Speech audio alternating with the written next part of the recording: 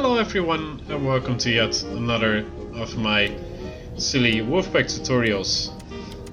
This is going to be a little series consisting of 3 videos in which I will try to explain and show the very intimate relationship between the 3 things we need in order to obtain a good torpedo solution. The speed of our target, the course of our target and the range to the target. From the course we can figure out the angle on the bow quite easily. If you don't know how to do that, well, perhaps I'll do a tutorial on that someday as well. Now, if we know 2 of these things, the range, the speed and or the course of our target, we can figure out the last one as well.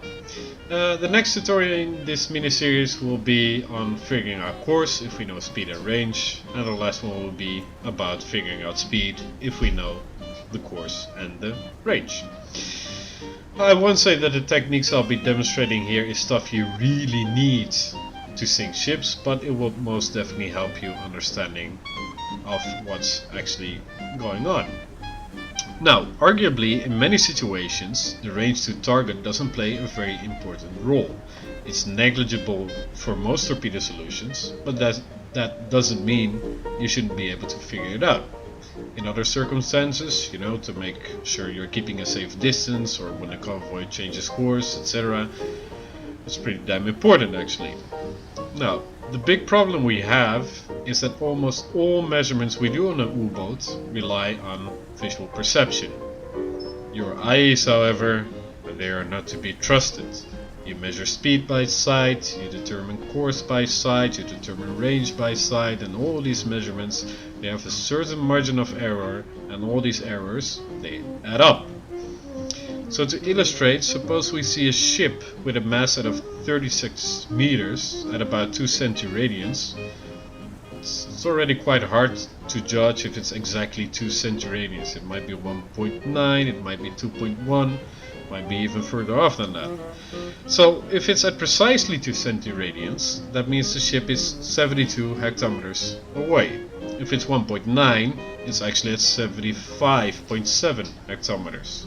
If it's at 2.1 centiradians, it's at 68.5. So the margin of error there, just being 1 centiradian off, is already about 300 meters.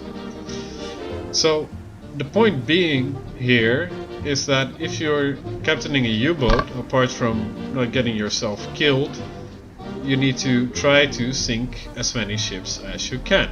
In order to do that, your measurements and your calculations needs to be as precise as possible.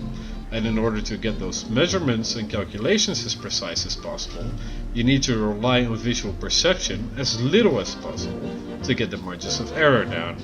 So instead of looking at everything, I feel it's better to use mathematics. More specific, mid-school level, very easy, geometry.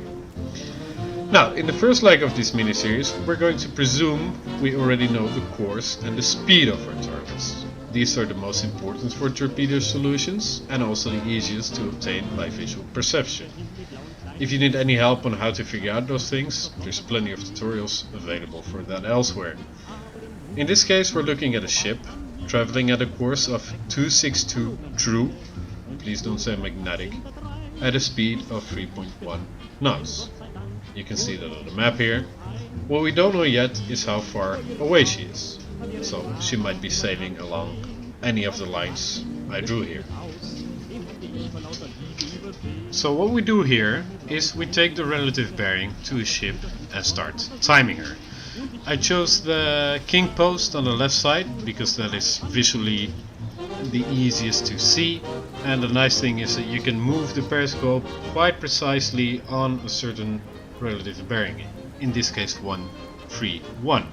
So if you look at the map, it means the ship is somewhere on that line. We don't know the distance, but we know she's somewhere on that line.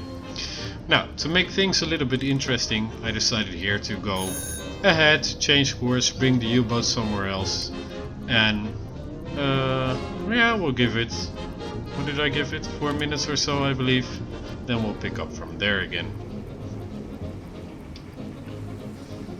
So here we are. Not quite 4 minutes later yet, but the U-boat is in a completely different spot now. And what we're gonna do is the exact same thing as before. We're gonna mark a relative bearing, which I put on 162 now. You can see you can move the periscope quite precise, and we're gonna wait until we're hit her king post again. At that point we're gonna stop the timer and mark our position of the U-boat and draw another line.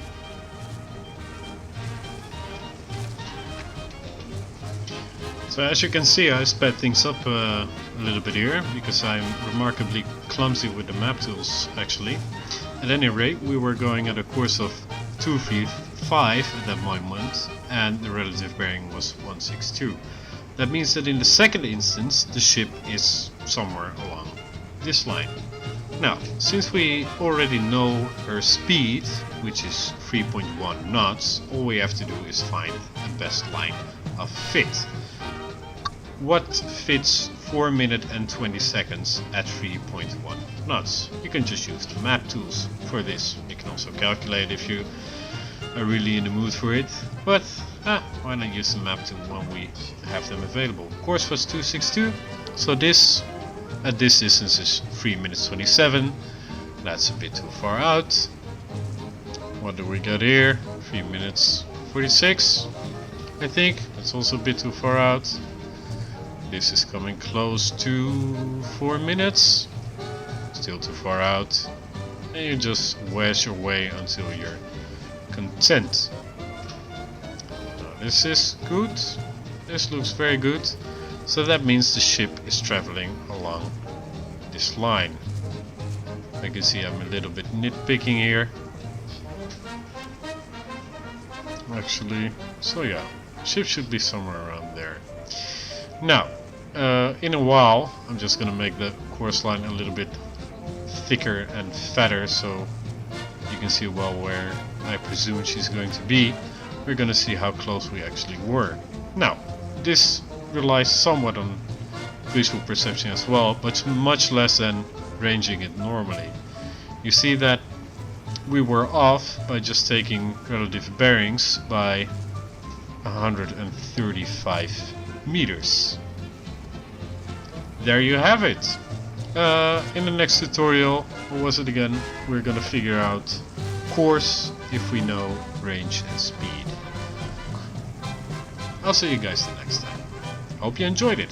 Bye bye.